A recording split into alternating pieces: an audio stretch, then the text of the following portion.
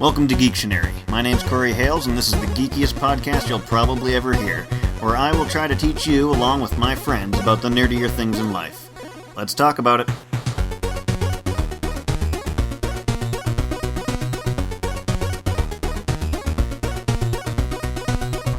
Okay, so first episode of Geektionary since the Christmas break, and me having that extra week over the other shows because I couldn't get a friggin' guest for this one.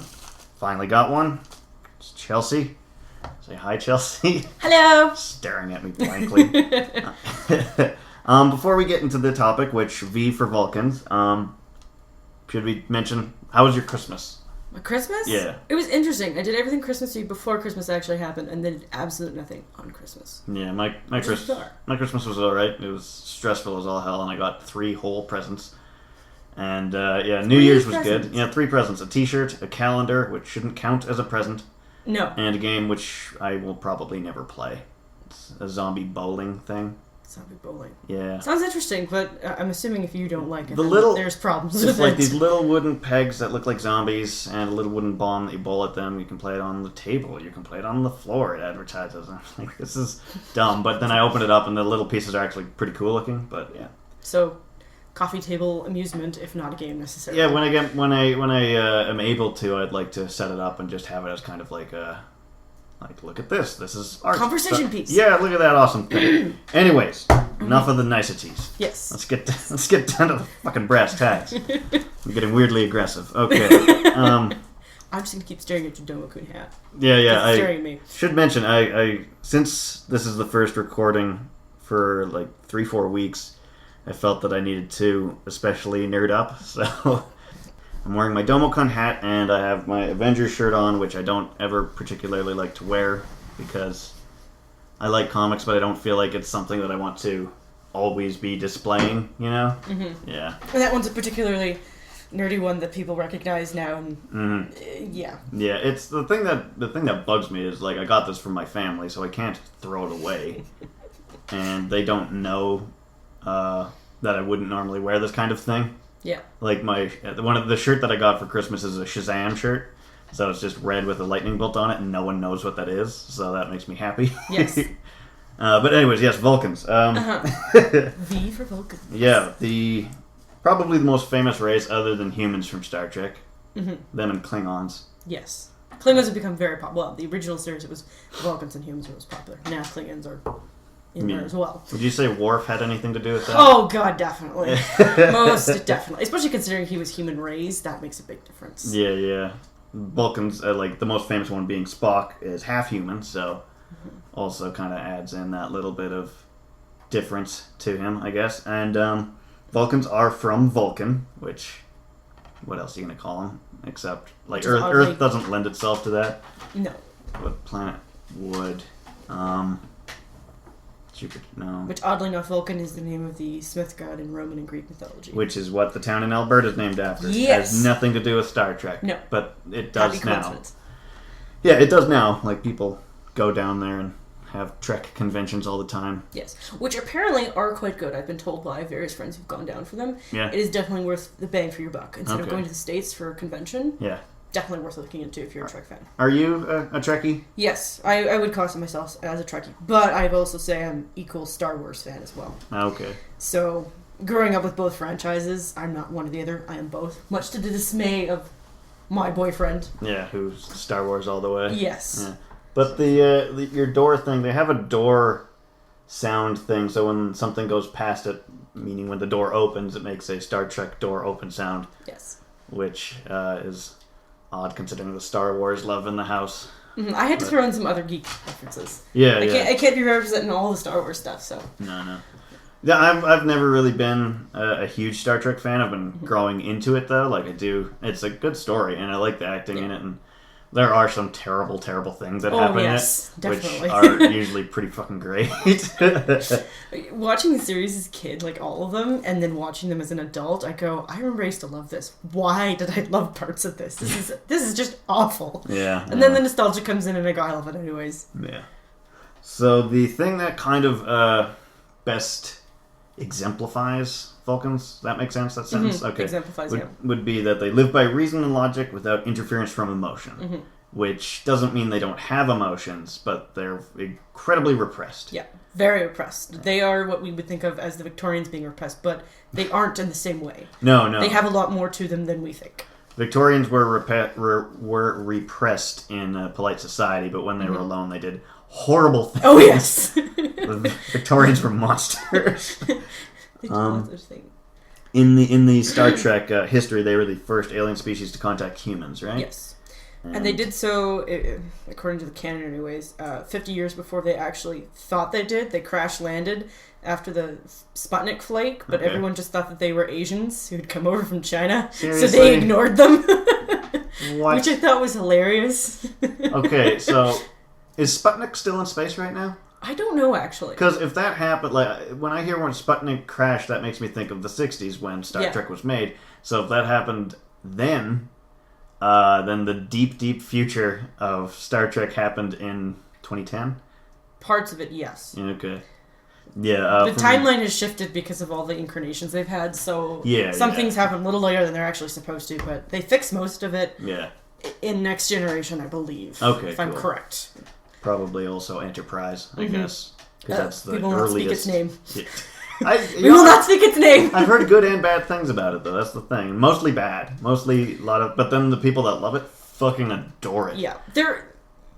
Some of the characters had great potential to be... Interesting? Yeah, interesting. I was trying to think of a word there that would aptly describe them, but like Colonel Archer, amazing character. He had he's probably the only character that throughout the entire thing when I did watch it actually had some good points. He was played by the guy that was in Quantum Leap, right? Yes. Yeah. Oh, yes. He was a great actor. In fact, I don't think without him that the series would have been as good as it was. Yes, yeah. Okay. Because the other characters, like, they tried to do the Vulcan thing. They tried to do the humans, trying to learn what it is to be something that's not just about Earth. Yeah. And it just didn't quite work. But with Colonel Archer's character, you kind of got that he did get it. That he was learning what it was to be an Earthling and not just somebody from, the USA type thing. Okay. It's like not just representing your nation, but your entire fucking planet. Exactly. Whereas the rest of the cast, you never really got into them, and it was kind of like, I don't think you really get it. I don't think you really believe in your character. Whereas other Star Trek series, you could definitely see that people got into their characters, and maybe that was because of the short-lived nature of the series. Yeah. But there was a connection problem with a lot of the characters in Enterprise. Okay. Would you say Enterprise was better or worse than Voyager? A lot of people hate Voyager. See, I hate Voyager too in some ways, but I like it in other ways. That was the series that I actually watched most regularly because I was like, this show's not bad. Not good. As much as it's awesome that Janeway's a female captain, there's so many problems with that series that just... Enterprise is better in the sense that it goes into describing and getting rid of a lot of the theories people had as to how the Federation began and whatnot. Enterprise was a big fuck you to the fans that were making just guesses? Yeah, pretty much. They basically just said, this is what it actually is. It's kind of like when Lucas did the thing with Han shot first. It basically said, this is what happened, fuck you, don't care if this is what you think happened, this is what did happen. Yeah, Han did shoot first. Yes. Yeah, fuck Greedo. Yeah, fuck He's Greedo. not quick on the draw. No. He's slow. He's a terrible... Anyway, so back to Star Trek. Trek. Back to Star Trek. Yeah, the Vulcans, like, according to what I found out, their first, like, official help was after World War III, and they came down, helped to eliminate poverty, disease, and suffering within, I think, 50 years? 50 or 100. Yeah, basically everybody was... pretty great. Everything was good within 100 years, but it was very, very quick, within 50 years, like you said. Yeah, Vulcans, I think, are the only race that have been in every Star Trek show. Yes. And probably movie. Yes, that's correct. Vulcans pretty much need to be on every single Federation ship, which kind of makes sense since they were the first ones that really did anything with humans. Yeah, they started the Federation together. I mean, they're... Yeah, they were one of the founding species. Yeah. And, they... one thing it said in the Wikipedia entry where I do all my research. Wikipedia. For the people. But anyways, there's this thing that refers to humans always seeing Vulcans as like their best friends, which made me think the good guys. Yeah, I think it was the same thing I read. Yeah, it made me think though that it was it sounded like man's best friend is a Vulcan, not a dog, or a Vulcan is a dog, essentially. Or I can almost conjecture that the humans are the dogs because the Vulcans the are kind of like... ones. Yeah, it's not so much dumber, is that they recognize the intelligence they have, but they just don't always make use of it. Yeah. And they're frustrating, like a pet can be, whereas you give them all this knowledge and whatnot, and sometimes they forget to use it and ignore it. Yeah. So the rest of the thing will just basically be describing the race of Vulcans, maybe every now and then some specific example and stuff. Yeah. Because all the notes I could find are just that was the meat, and the rest is just Vulcans blah blah, Vulcans blah blah, pointy ears, arched eyebrows. Yeah. And that's I don't know. Maybe this wasn't the best topic. I don't care. We've already started recording. We will soldier on. We are about a quarter of the way through ish. So god damn it, we're gonna continue on. There's no going back. Tidbit: Ferengis can't be mind read by Vulcans. They are the only race that cannot be. Is it because of their giant ears? No one knows really. I think it has something to do with the fact that they are completely driven by their profit thing, so they have no imagination. So there's nothing really that the Vulcans can get into for some reason. I'd figure Ferengis would have to have good imaginations if they want to make money. Apparently not so much. Huh. That's a conjecture anyways. Yeah. Maybe we'll find out later. If you want to be able to recognize a Vulcan, obviously, pointy ears, slight green tinge if they're Caucasian-ish. Yep. Because of the green blood. Because they have copper? Yeah, copper-based. Yeah, okay. They're immune to alcohol, I found out.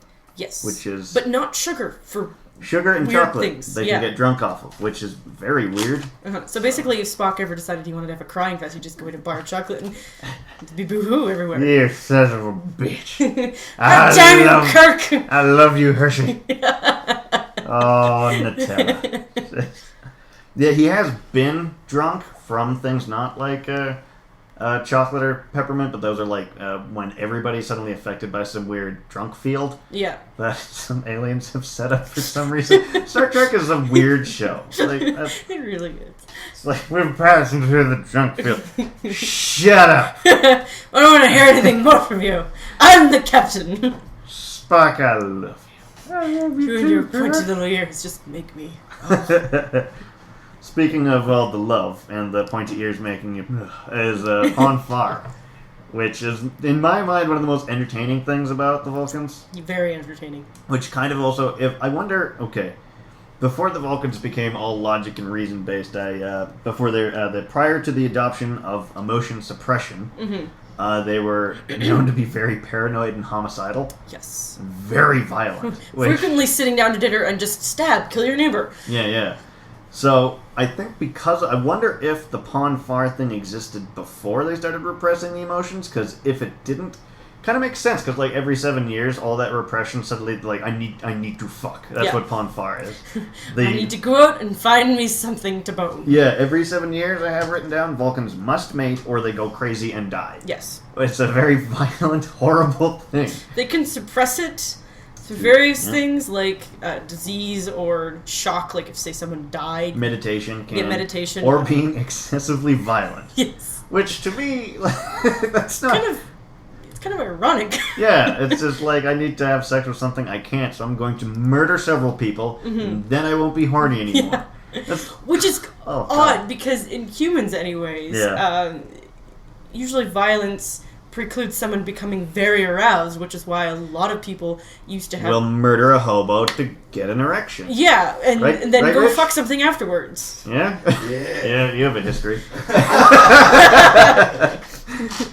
Rich is just minding his own business, playing Civilization. What? Horrible accusations. But yeah, it's I can understand the meditation thing, because if they're able, they do still have emotions, but they've so well trained that they are able to control them. Especially if they've gone through Kolinar. I mean, they have the ability that I can shut anything down right now if I want to. Yeah, Kolinar is the thing where you pretty much almost permanently erase all emotion forever. You get to such a point of mental being that you can just suppress and deny all emotion. That doesn't mean that you're... Well, it does mean that you're cold. It doesn't mean that you're necessarily, heartless. Yeah. Spock actually failed that. Spock can't do it. He's too emotional.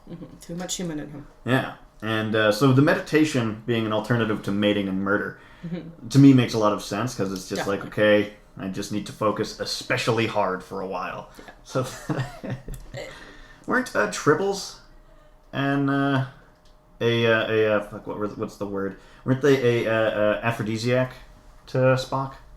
I seem to recall something of that from the Triples episode in Or didn't the they original series. maybe not so much an aphrodisiac, but something that made him euphoric for a Vulcan? Like he's like, I love these sons of bitches. Yeah, it was like he sat there and he petted one for a while, and it was like the greatest thing since sliced bread for him. It was like, he went ape over them.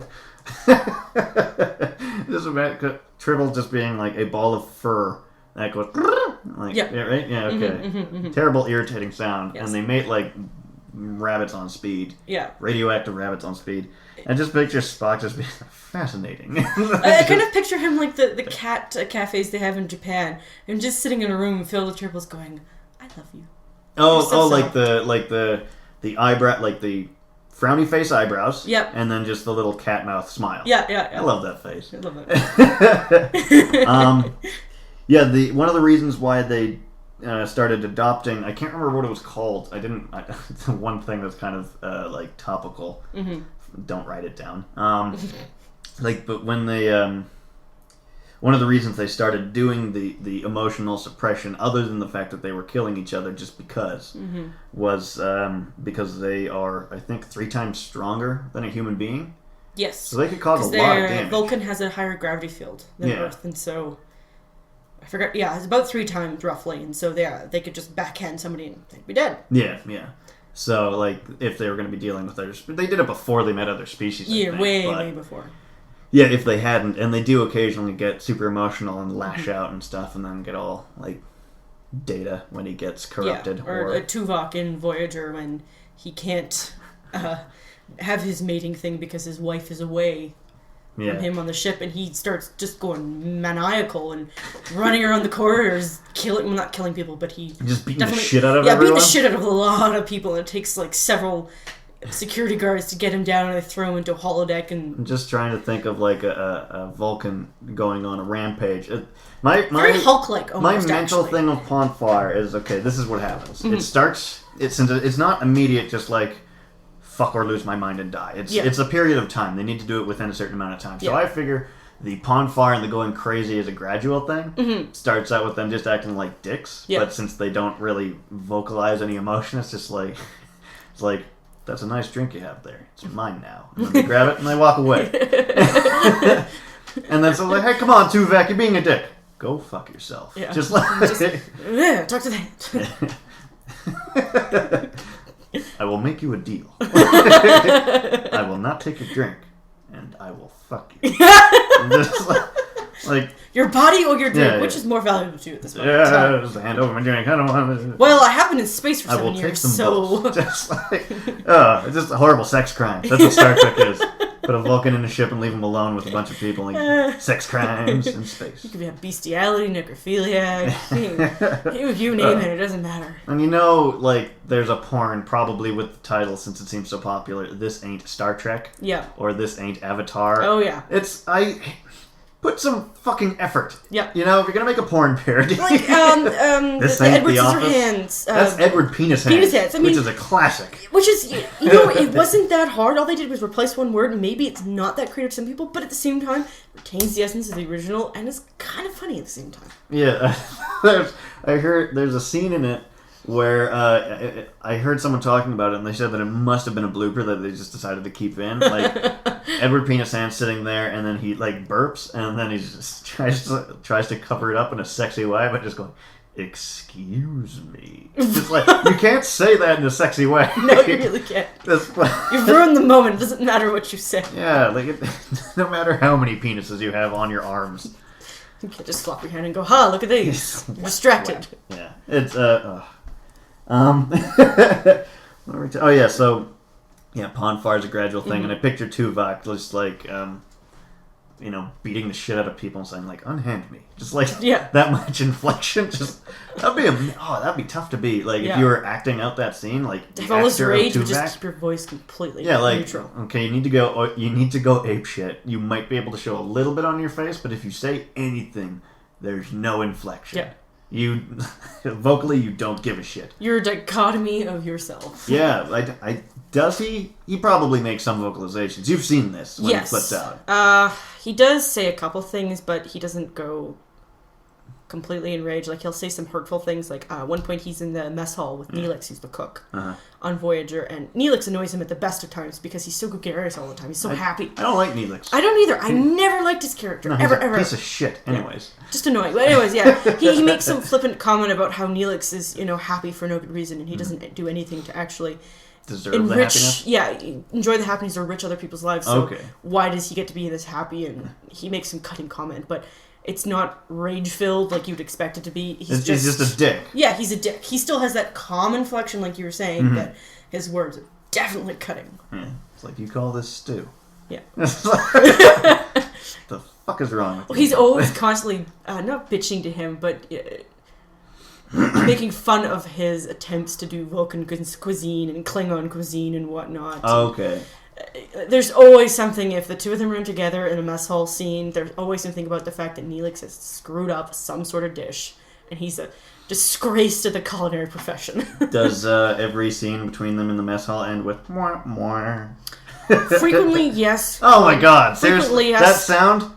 No, it doesn't actually show up, but you could frequently imagine it in your head happening. Just a sad trombone. Yeah.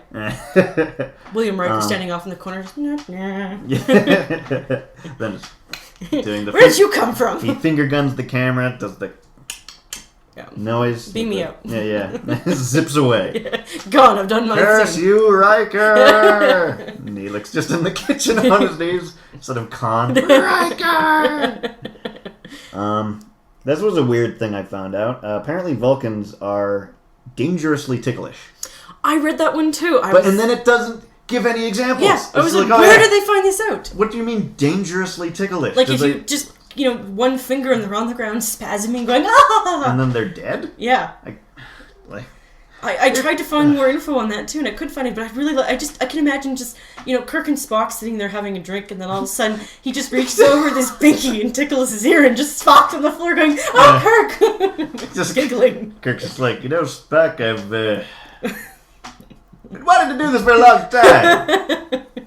Coochie-coo. And it's just like, Spock's like, fuck! Damn you, Jim! Damn you, Jim, to hell! I want somebody to make a cartoon where that happens. It's just a weird tickle thing. Yeah. Oh, God. I would love to see that. That would make my day. That'd be so good. That's definitely something I have to research more, because I found that very intriguing, but there's no info on it. Anyway. Yeah, it just mentions it in passing and then carries on. Yeah. They're related to Romulans. Yes. They look similar, except Romulans have a little bit of the forehead ridge stuff. Mm-hmm. They have a common ancestor. Okay. So they're not like, it's not like Vulcans, and then the Vulcans that stayed Vulcans, and the ones that buggered off. There's several arguments, depending on what you read and what is considered canon and what isn't. Mm-hmm. I think one of the official versions that they have is that Vulcans and Romulans were all Vulcans, and when they were purging all emotion and following Surak, the one who encouraged them to become logical and get rid of emotion, there was a group of people who said, no, we don't want to, we want to stay kind of murderous and have our emotions. Okay. And they left, found Romulus and Remus, and started the Romulan Empire. All right. One of the other versions is that Vulcans and Romulans come from another race, which seeded the galaxy with people. Okay. And they ended up on separate planets, and there's a couple other things where they talk about people leaving Vulcan for different reasons and then founding Romulus and Remus. Okay. Depending on who you talk to, there's multiple versions, but regardless, either they were all Vulcans at one point, or they came from the same species from a third separate species. Okay. Romulans, even though they kept the emotions and the violent tendencies, they aren't always bad. Like, they aren't always uncontrollable savages. Like, it's just... They've learned some control. They're... Yeah. Like, fucking time passes. Yeah. Time makes fools of us all, Chelsea. Oh, yes. And the thing about that, though, is there are Vulcans that have decided to forego the emotional suppression just because. Yeah. And I think that's kind of cool, especially it's like your entire culture says do this, and you're just like F that, and then the entire culture's like, well, we don't We don't necessarily approve of what you're doing, but we will support you. Yeah, we respect that because They're it is like- logical to respect like- your experiment. They're like parents. Yeah. The entire and the what the hell happened? Okay. Richard seemed to spasm in the couch for a moment. And, anyways, moving on. Next note. I bought a full thing of cue cards back when this started. I still had a bunch, and then they all disappeared. And so now I have these, like... Into the oblivion of your house. Yeah, fuck, my room ate them. Your closet's just sitting there going, paper. Tasty. Yeah, I have such a small room, and I have to fit my entire life into there. It's hard when you have to do that. Yeah, it's frustrating. Especially if you've lived somewhere else, and you've managed to spread your stuff over an entire house. It's like... Now I have to cram it into this 10 by 10 square. Yeah. This is just weird. I've been slowly expanding outwards though. Very slowly. Batman is now in the den. Awesome. The cookie jar. That's wonderful. Because we don't have enough cookies to warrant having a cookie jar. But it's decoration now. Exactly. Anyways, Vulcans are contact telepaths with the Mind meld. Did they do it's not the salute. It's middle finger and I have to... Come here. Yeah. I need a face. Come here.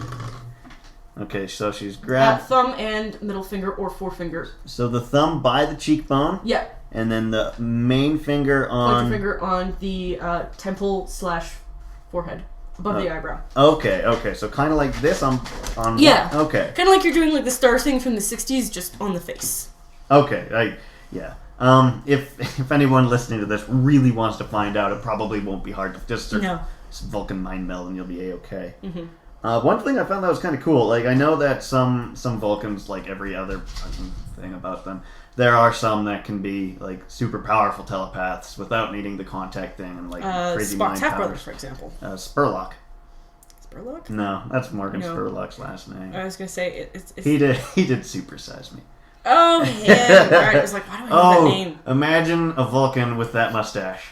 Oh god. The porn You couldn't take him serious. It's just Yeah, it's that's another thing about Star Trek, and whenever I think about it, I always think of Spock, is that when they are switched with the evil versions of themselves from the alternate dimension. He has the goatee. Yeah. Which I currently have due to a shaving mishap. So am I me or am I evil Corey from another dimension?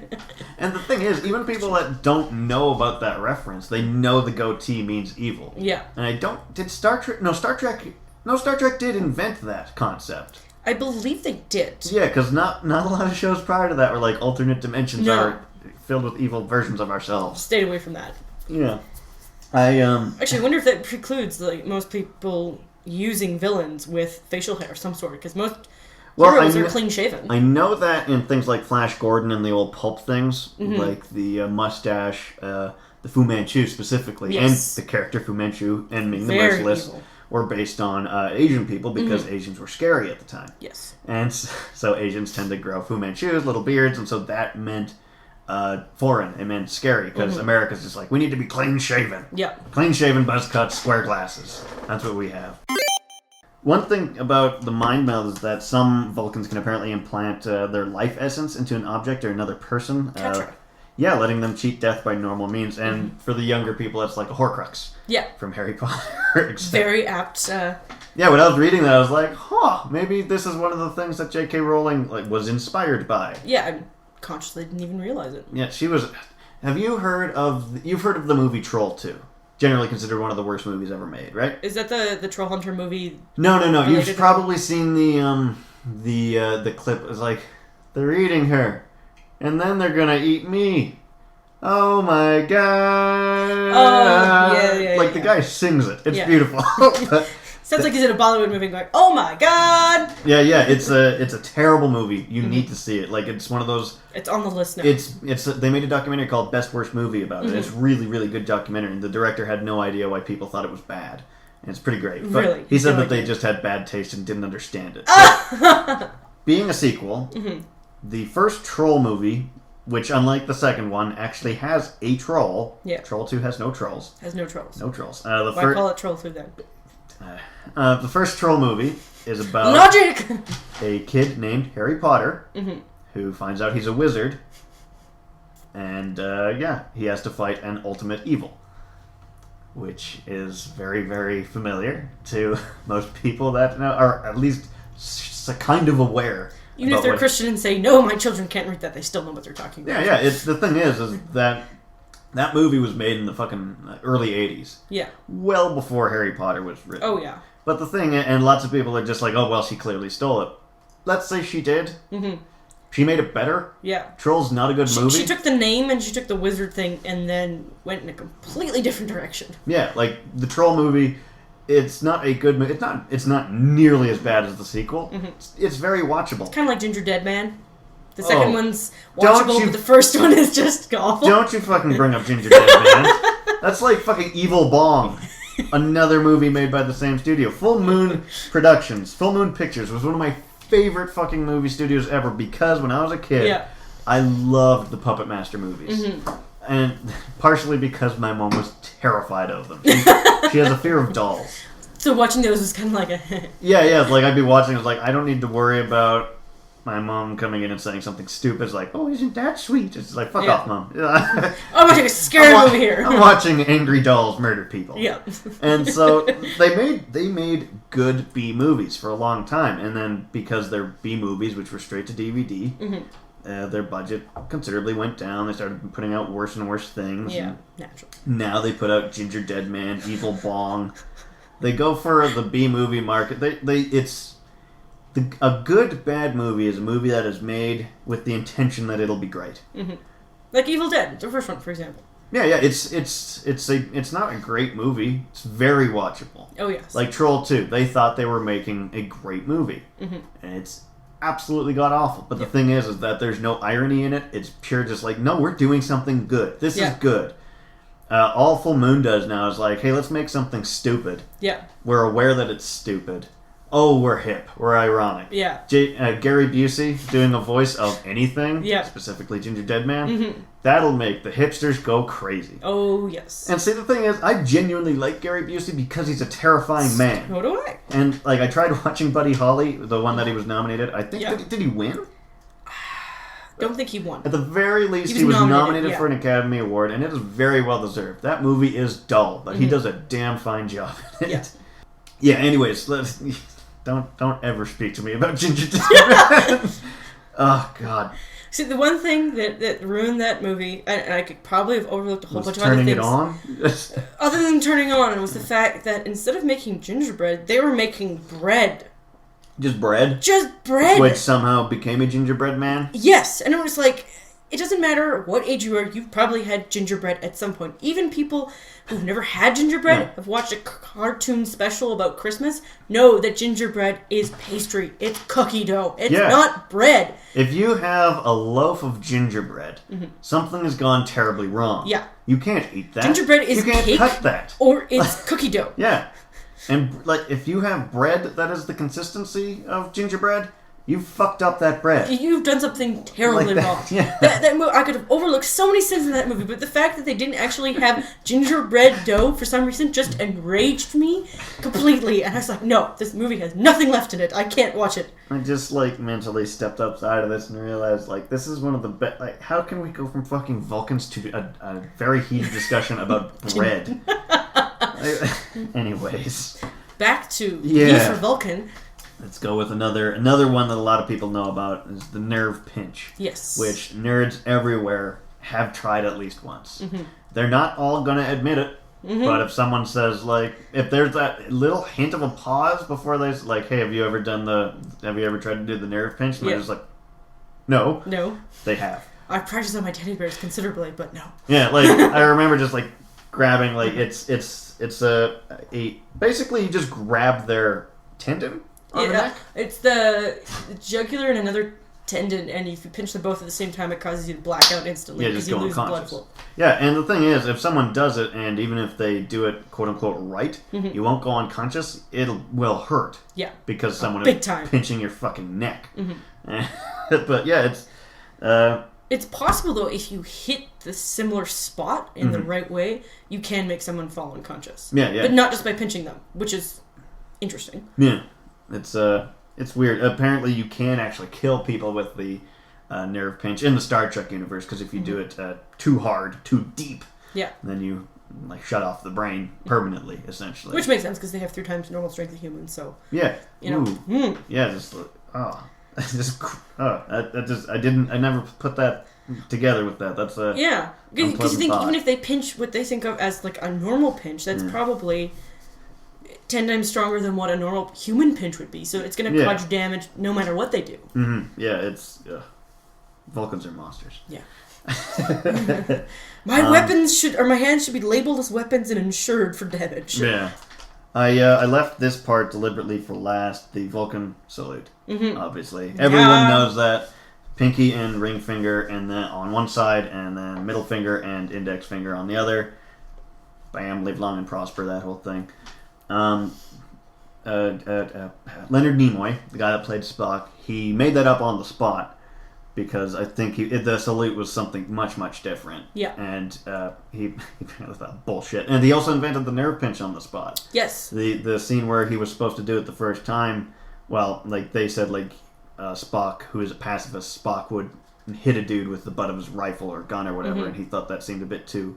excessive. It seemed excessive, it seemed like a Western movie thing, and it goes against the whole pacifist thing of Spock's oath. And so he did just...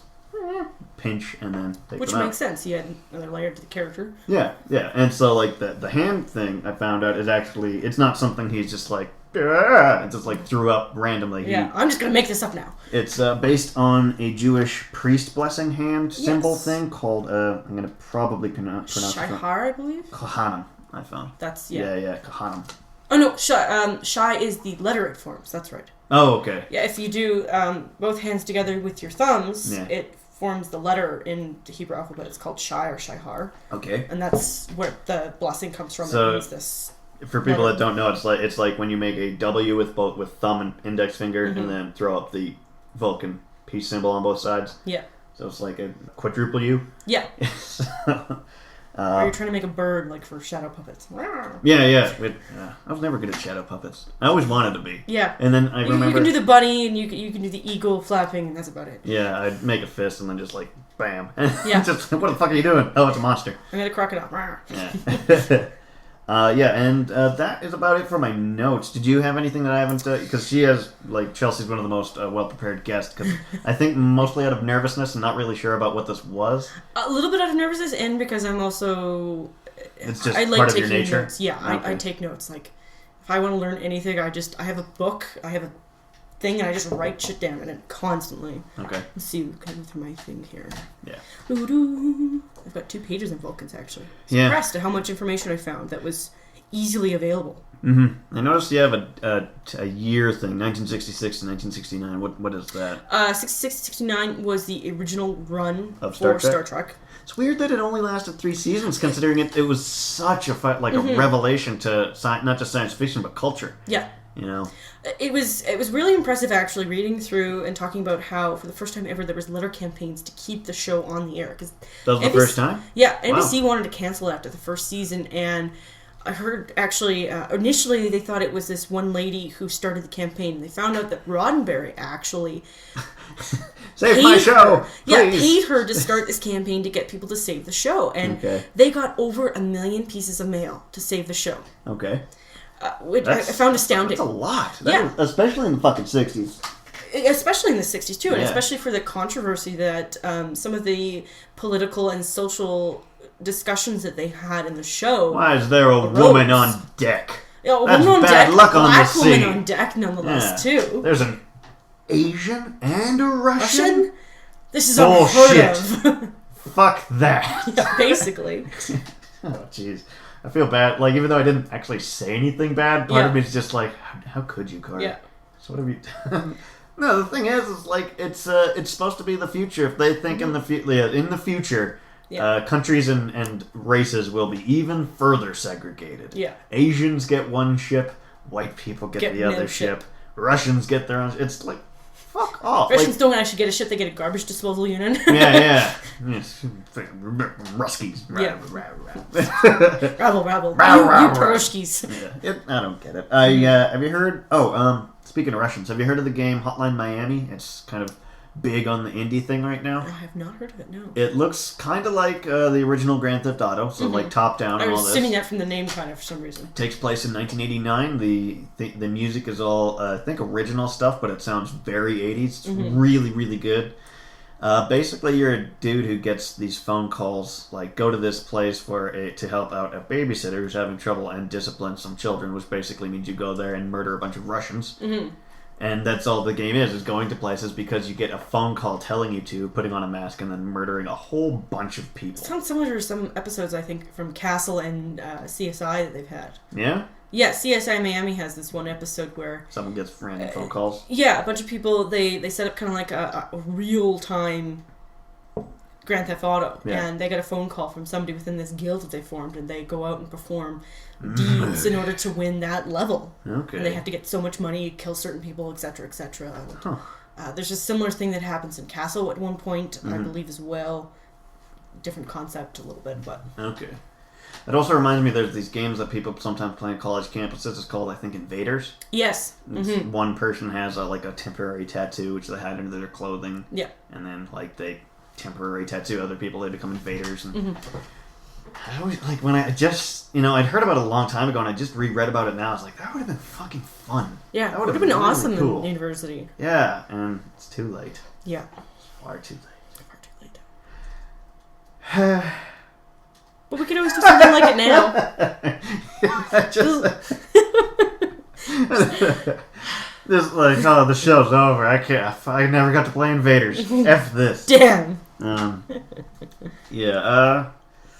Well, we're about nearly at the end of our time. I'd say. I say as if I'm a psychologist and we've discussed anything of importance. Is there anything you want to add? Anything in nerd or geek culture or whatever the fuck you want to call it that you want to, I guess, promote? Promote? Yeah. Is there anything that you think should be more popular than it is?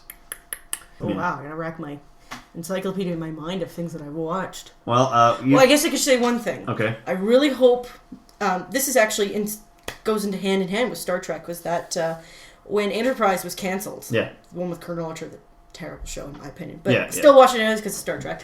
That was the first time where fans actually got together and did up a bank account and had people send in money so that they could keep running the show on their own, privately funded, and aired online. Okay.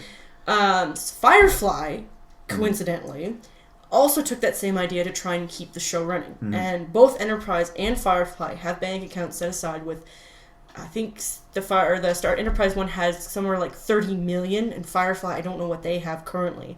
Both trying to run the show on its own separately without being funded by network and airing it online. Okay. And if either of them get off board, hopefully Enterprise will be better. And if Firefly ever comes back, thank you, Star Trek, for inspiring people to do the bank account thing. And as fans... It's like Kickstarter project. Yeah, Kickstarter project. You loved it so much that you're willing to put your own money into it to have this continue on. I think that's brilliant. I don't think Firefly will ever come back. It's too late. Joss Whedon's on to bigger and better, bigger and better things, if you know what I mean. Nathan Fillion, bigger and better things. They've all said if it ever happens, they'd love to do it, but... are probably working. Yeah, they're all working on different projects, and I don't think it'll happen. They all love the show, and they'd love to do it. It's just the thing is Fillion has Castle, and they're all so busy. It would be wonderful if they even just did one teaser thing of 30 minutes. It would be solid gold, but probably never will happen. Yeah. Well, before I end this, featured show of the week this week is called The Edit Show. The last time I checked, they were 3 episodes in, fairly new. The description is, this is verbatim. It's not a remix, it's not a radio edit, it's not entirely new or old.